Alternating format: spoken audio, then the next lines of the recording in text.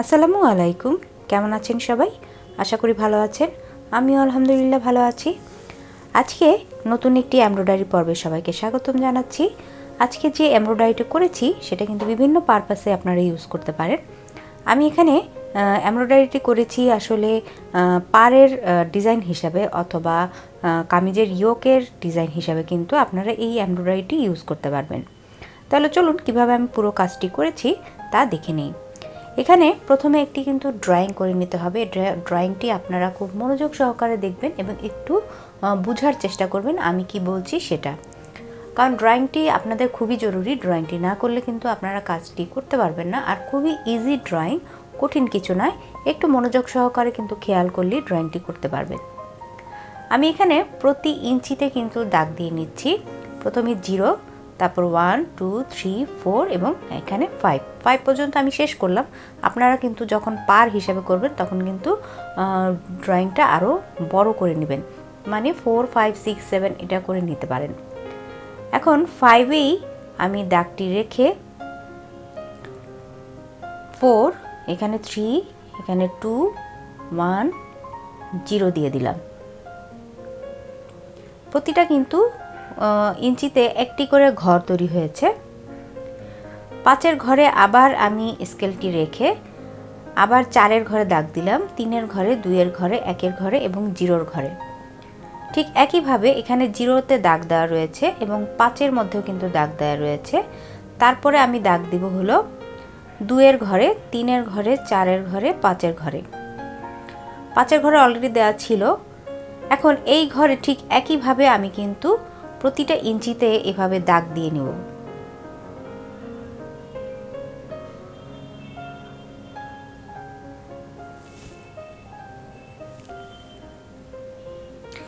আমার ড্রয়িংটি হয়ে গেছে। এখন দেখুন এটা একটা ঘর তৈরি হলো। এই ঘরের নিচে আরেকটি ঘর করলাম, উপরে আরেকটি ঘর। এভাবে করে আমি কিন্তু একটি ঘর বাদে আরেকটি ঘর তৈরি করে নিচ্ছি।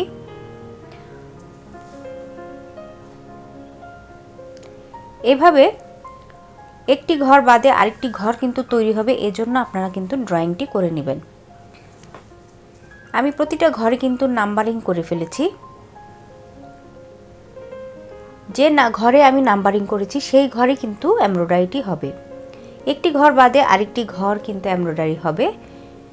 আপনারা যখন আমি সেলাইটা করব তখনই কিন্তু ড্রয়িংটি পরিপূর্ণভাবে বুঝতে পারবেন।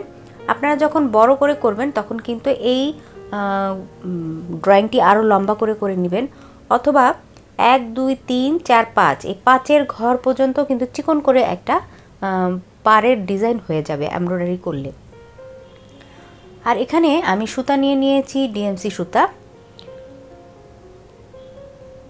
আমি কিন্তু কাপড়ের উপর অলরেডি ড্রয়িং করে ফেলেছি। কাপড়ের উপর আমি ড্রয়িং করেছি কিন্তু 4টি ঘর।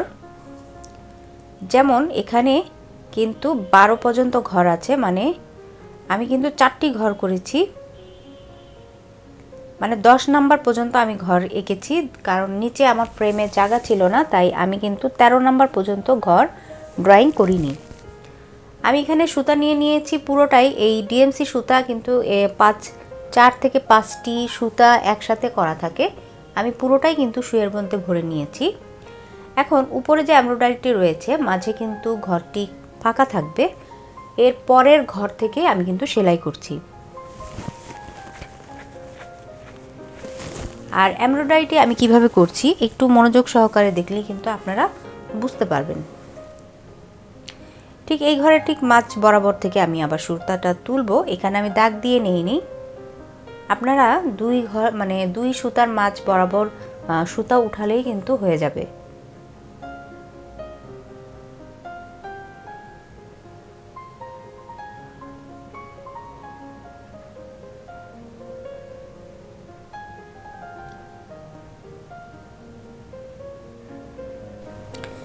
এখানে আমি একটি সুতার সাইড দিয়ে কিন্তু আমি সুইটা তুলেছি। এখন এই সুতার উপর দিয়ে, এই সুতার নিচ দিয়ে, আবার তারপরের সুতার উপর দিয়ে আমি সুইটা কিন্তু নিয়ে নিচ্ছি। মানে একটি সুতার নিচ দিয়ে সুইটা উঠাবেন, আরেকটি সুতার উপর দিয়ে সুইটা নেবেন, তাহলে একটি ঘর বাদ দিয়ে আরেকটি ঘরের উপর দিয়ে সুতাটা কিন্তু রাউন্ড হয়ে ঘুরবে।